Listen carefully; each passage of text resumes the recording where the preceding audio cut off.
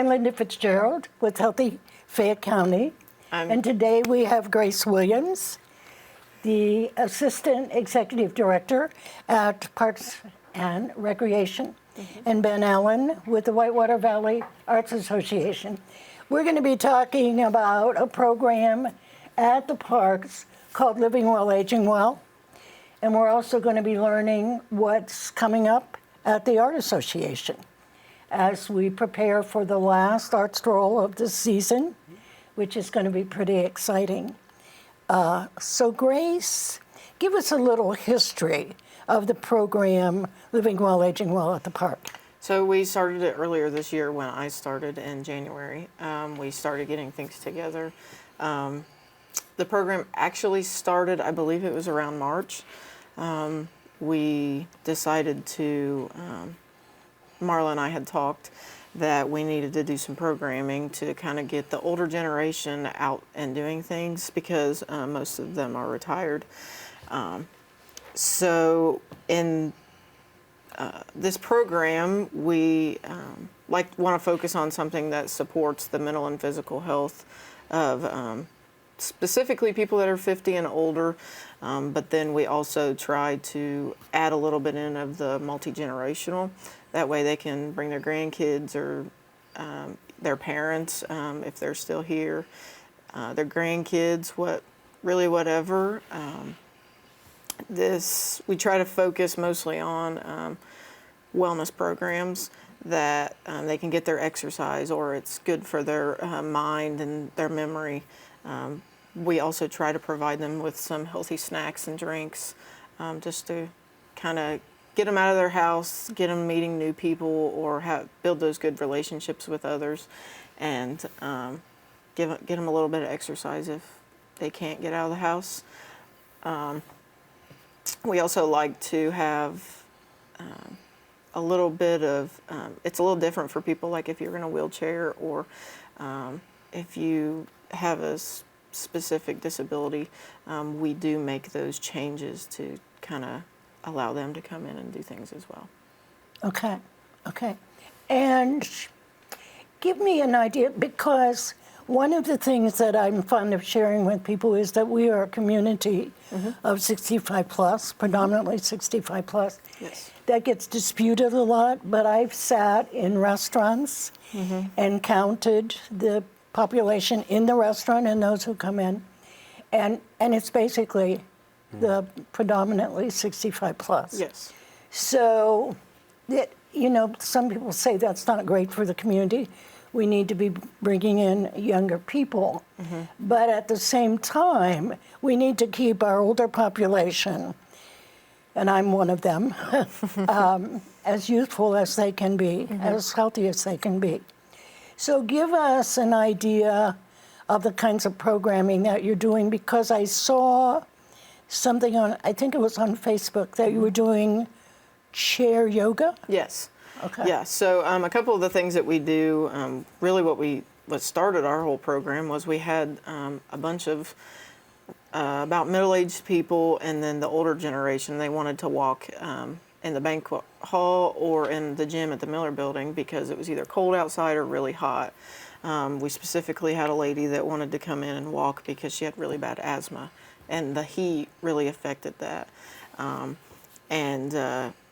We do things also like chair yoga. It's beneficial for many people, specifically anyone that has maybe back issues or just muscular issues in general.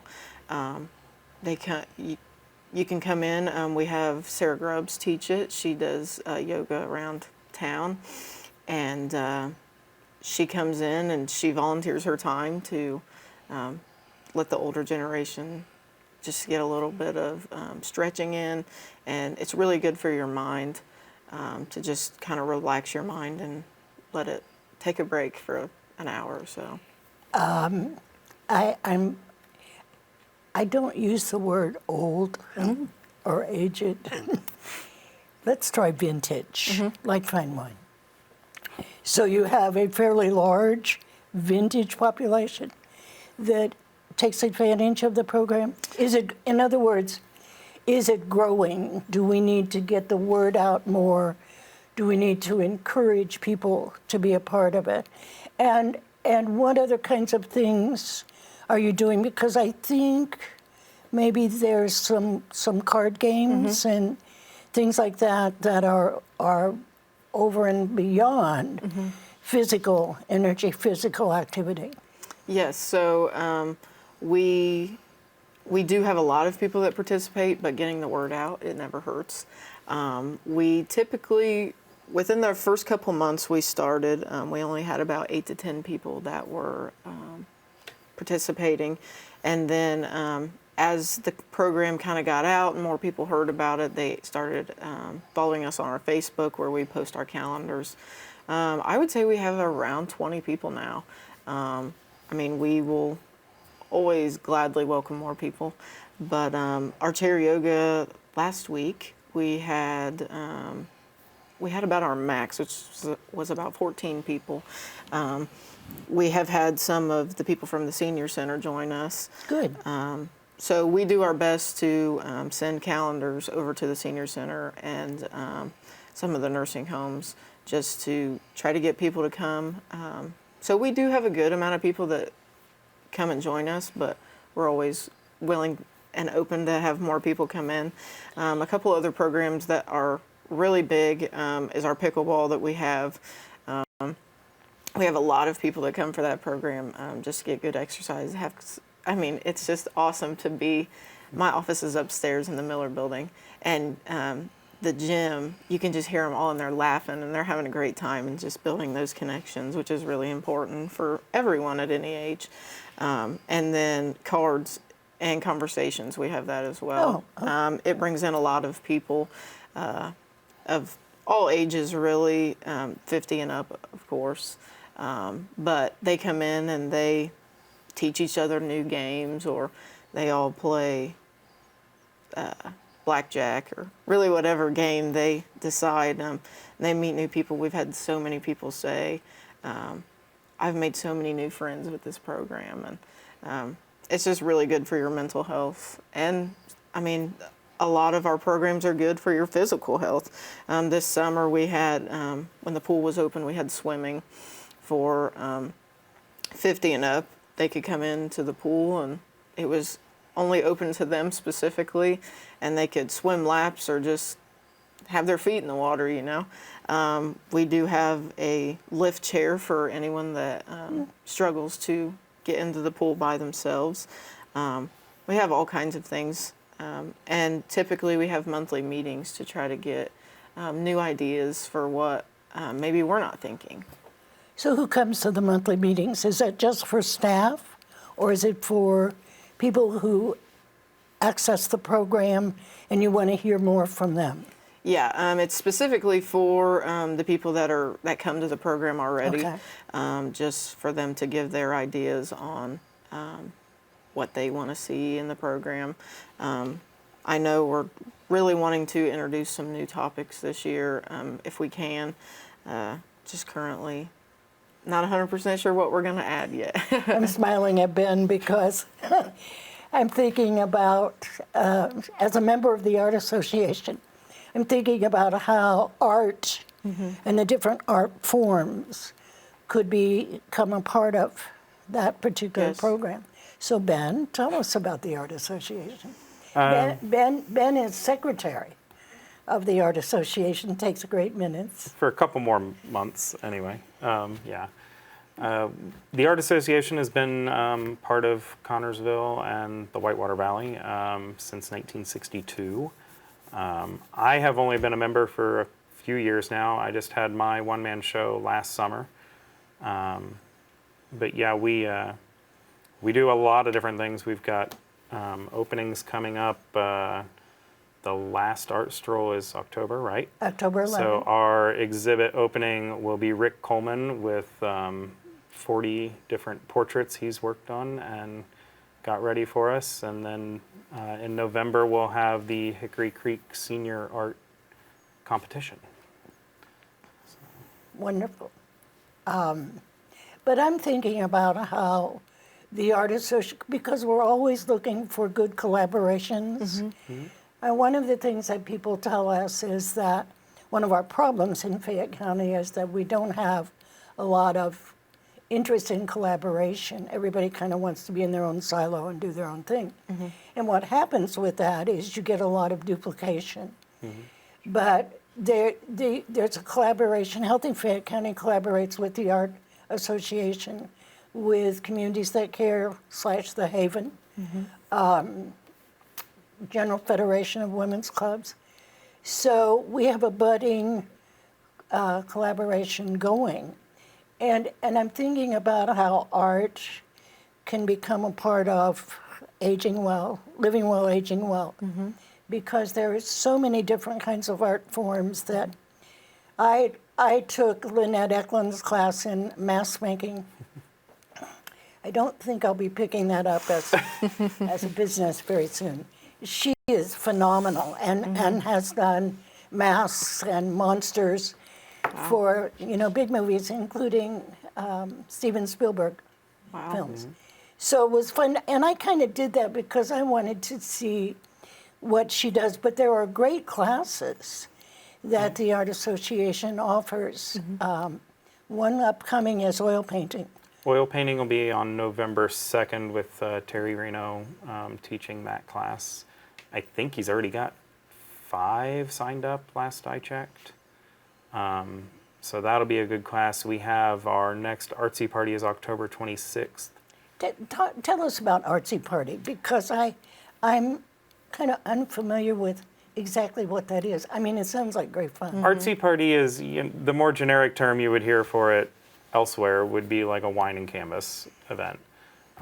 So we do artsy party. This one's going to be held at the gallery, and they're going to do some sort of a Halloween theme. I don't know if they've really decided yet, but we'll have instructors there.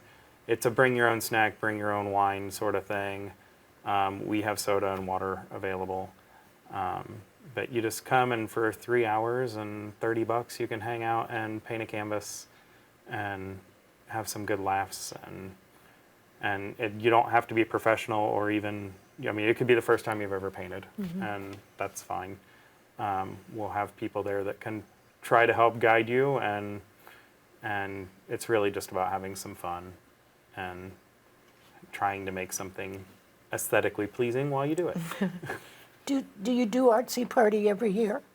Artsy parties, they can be booked for a private event. Oh, really? Yeah, it's a fundraiser that we do for ourselves. We haven't done one in a little while, so we decided to just go ahead and do one that's open to the public at the gallery. We haven't determined a date yet, but we plan to do one at Jimmy's in the near future. Oh, really? Yeah. Great. So that, I think we've got our instructor lined up, so we just have to get a date set up for that. So you're going to go in, we're going to go into Jimmy's and paint, or That's the plan. whatever kind of art form, because art is more than just, I'm fond of saying, putting paint on a palette, because they've had crochet workshops, I believe. I'm waiting for knitting. We've had crochet, we've had macramera, we do stained glass quite a bit. Gary Rubendahl teaches that one. We have wood carvers. John Duffy. Yeah, John is excellent. They meet twice a week right now. We have a general drawing evening that's been going on now for a while on Tuesdays. They just finished our new calendar for 2025. Yeah. So we've got those for sale in the gallery, and they are now working on a coloring book. Oh, great. So far, we only have one submission, but we're getting there. That's one page out of, I don't know how many you need for a coloring book. That's a start. So let's do some brainstorming around living well, aging well, and art.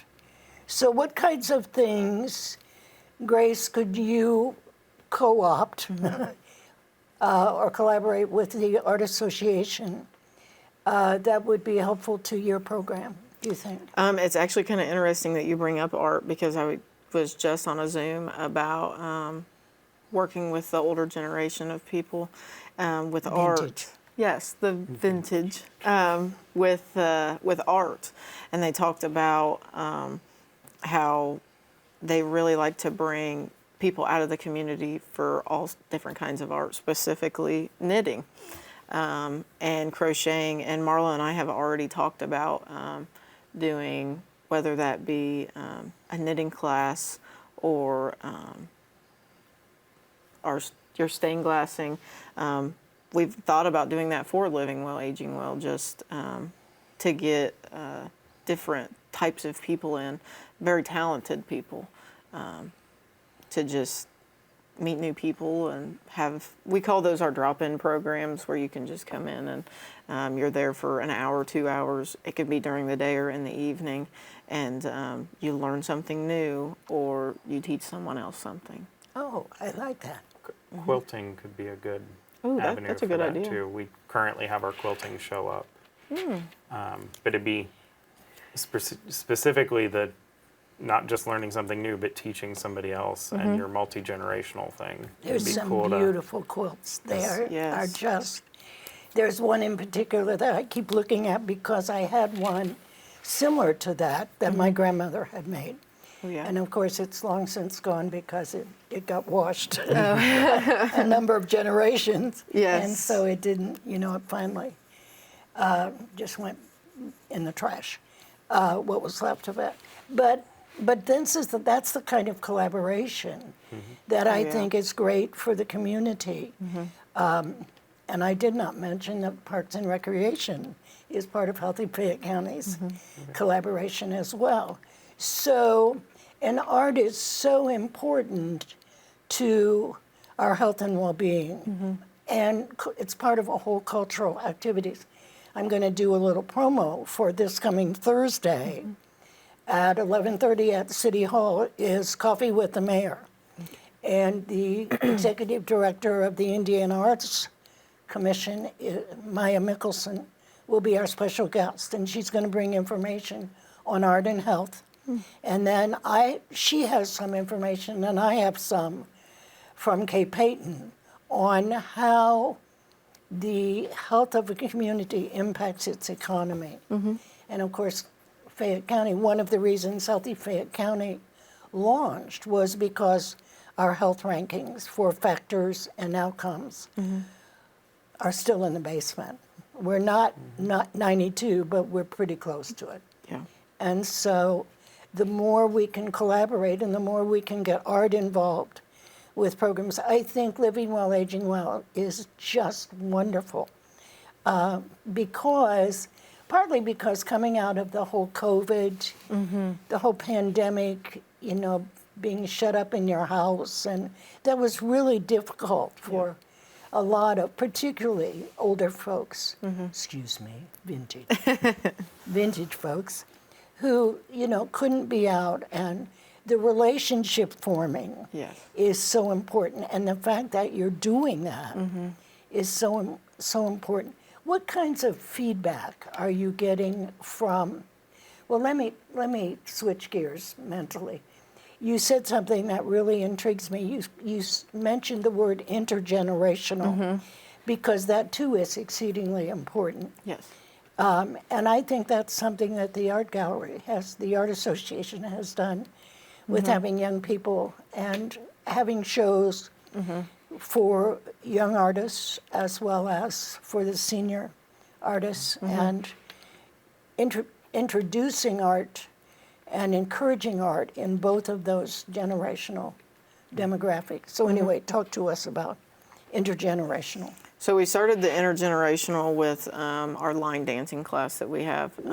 We have a volunteer that comes in. She volunteers her time to teach line dancing to anyone, specifically our Living Well, Aging Well group. But we did an intergenerational night where they could bring one guest. Many brought their grandchildren or their own children, and they got to just have that time with just one specific person. We would like to extend that. Going back to the Zoom that I was on before this, they had an art. They brought in art to their, I'm not sure what they call it. It's not Living Well, Aging Well, but it's a program like Living Well, Aging Well.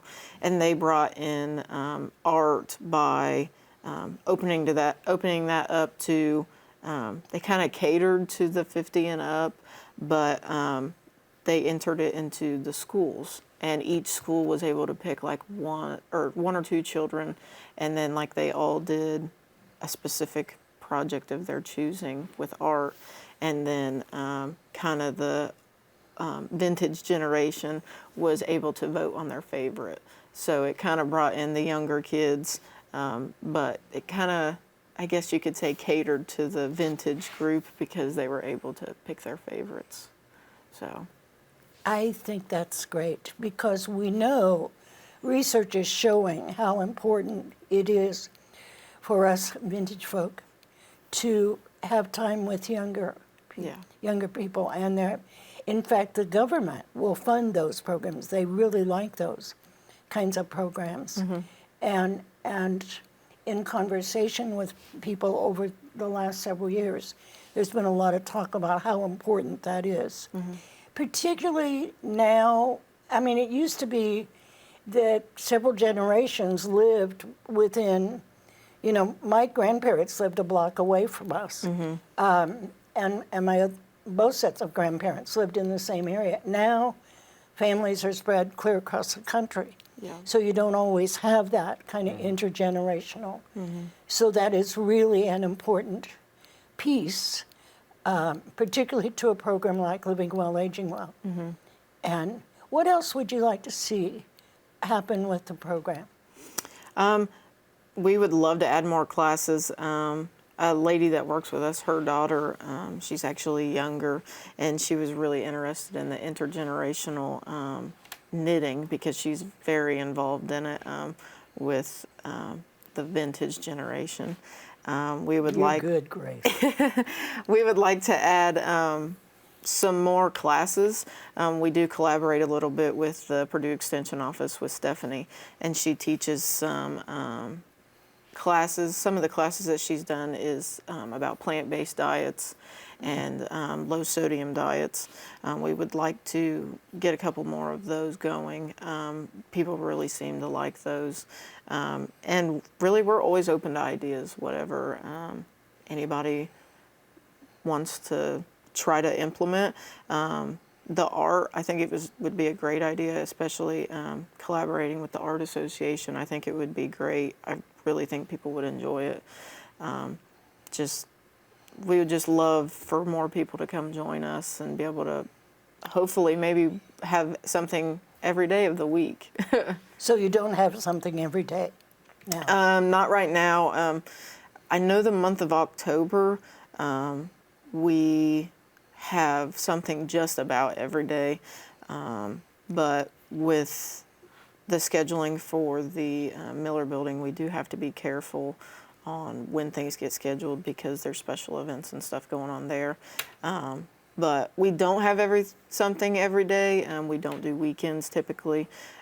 But through the week, the month of October, we have something just about every day. There's only a few days that don't have anything. Is most everything during the day, during daytime hours? Yeah, most things are during the day. We would like to extend some things into the evenings. We do have an evening clerk that comes in, and if Marla or myself aren't able to stay, excuse me. But really, we just look for more volunteers, more ideas. Is there a cost to the program? There is currently no. Oh. There is currently not a cost. Everything is currently free. There may be costs in the future, but right now we're sponsored completely by Reed. Reed Health. Really? Okay. Yeah, Reed Health gave us a grant for that program specifically. Okay. And so is that a multi-year grant, or is it? It's right now it is not, but they have talked about being willing to make it a multi-year grant, where they provide us maybe with not that same amount, but at least something every year.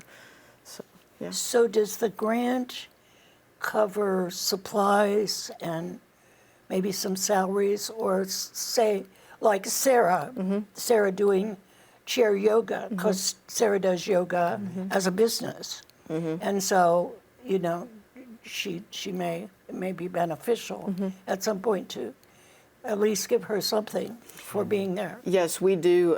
We do give her some payment to come in and do those classes for us. And yes, the Reed Health Grant does cover that. It covers all of our supplies, any of the healthy foods that we get. It all comes from Reed. So, Okay. Yep. Okay, so we need to have them in and Yes, to talk about that. We are very thankful for them and all their support. Reed Community Benefit has it's through community benefits. Yes. Then. Okay. They have supported our program in so many ways. Like just about everything that we've been able to purchase has been from them specifically. Okay, great. I'm still intrigued with the thought that maybe something can be worked out with the Art Association and Yeah, absolutely. We have John Duffy is great when you talk about intergenerational things. I mean, it's primarily vintage guys hanging out and Except for carving. Ben. A couple of gals, a couple of gals, but we do have John is an excellent teacher. His grandson comes in and carves. We have another younger guy in his 20s that comes in and carves as well. So we have a pretty, if they all show up on the same day, it's a pretty diverse group. But they do, it's Monday evenings, and then Wednesday they're there in the afternoons at the gallery carving pretty much every week. do they charge? Is there a charge? The carving is no charge. Other activities at the WVAA do require some charging things. What is membership? What's the Membership for There's a different year. levels, right? Yeah, there's different levels. There's individual, there's family. For an adult individual, it's $25 a year. I think students is $10. So and that's any student from kindergarten up to college, or some other. It doesn't have to be college. It could be vocational student or whatever. And then we have lifetime memberships and other levels that you would have to look at on the membership forms. Classes are discounted for members. Then we have a non-member rate. So that just depends on what the class is, how much we're charging. Some of the classes, like macrame, was not an expensive class. Some of them get a little more expensive, but it's usually based off of, if they get more expensive, it's because of the materials involved or the equipment involved. Yeah, mask making was pricey. Yeah, mask making was pricey, but there was... My mask will not win any prizes. Are you going to enter it in the senior show? I don't think so. Oh, You should. fine. Be that way. I might throw some paint. I did a painting years ago, and my husband made so much fun of it. I just put the paint on the palette with a palette knife. And it was kind of an impressionistic, and I loved it. And when you stood back from it, you could get an idea of what I had in mind. But he finally said, "Would you take that thing off the wall?" So it went in the trash, and I just kind of gave up because I wasn't getting the support I hoped I'd get. Yeah. But You're a writer, and that counts. That's an art. yeah, I'm a writer. I write. It's been delightful to have both of you. It's great conversation. Ben, we welcome you. You come back representing the Art Association anytime. Grace, I loved hearing about living well, aging well. And one of these days I may venture out and join my vintage friends. You should. And, but hopefully what comes out of this is an opportunity to get a good collaboration between the two programs. Yeah. I think that's wonderful. So thank you both for coming and thanks for having sharing with us. Delighted to have you.